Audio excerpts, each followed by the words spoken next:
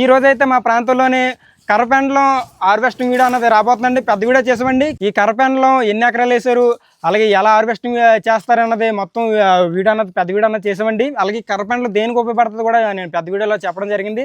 మీరు అలానే సరే వీడియో చూడలేనట్లయితే కింద ఉన్న ప్లే బటన్ నొక్కి పెద్ద వీడియో చూడండి. ఈ 5 ఎకరాల కర్రపెండల తోట నరకాలంటే మొదటి కత్తులనే ఉండాలి కదండి. అందుకే మా చూడండి ఒకసారి మా గిరిజన ప్రజలన్నా ఎన్ని కత్తులు తెచ్చారో ఒక్కొక్కరు ఒక 2-3 కత్తులనే తెచ్చుకుంటారండి. ఎందుకంటే మధ్య మధ్యలో కత్తులు ఇలాగా ఇరిగిపోతుంటాయండి. ఒకసారి మీరు చూడండి కత్తి అనేది ఇరిగిపోను కదా. ఇలాంటప్పుడు ఏం చేస్తారంటే వాళ్ళు తెచ్చుకున్న 2 కత్తులను ఒక కత్తి పక్కన పారేసి ఇంకో కత్తి మీరు ఇలాంటి కత్తి అనేది వాడతారండి. చూడడానికి అయితే చాలా షార్ప్గా అనేది ఉంటుంది. ఇది కూడా ఇరిగిపోయినట్టు ఉంది. ఈ కత్తి చూడండి ఎంత బాగుందో.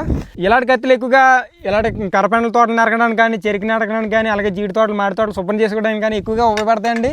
ఇలాంటి కత్తులు చాలా షార్ప్గానే ఉంటాయి, చాలా పొదునుగానే ఉంటాయండి. ఇక్కడైతే ఒక 20-30 కత్తులు ఉన్నాయి కదండి. అక్కడ కూడా ఒక 15 కత్తులనే ఉన్నాయండి. ఒకసారి మీరు చూడండి మా గిరిజన సంపద ఎంత ఉందో. ఎక్కువగా కత్తులే ఉంటాయండి.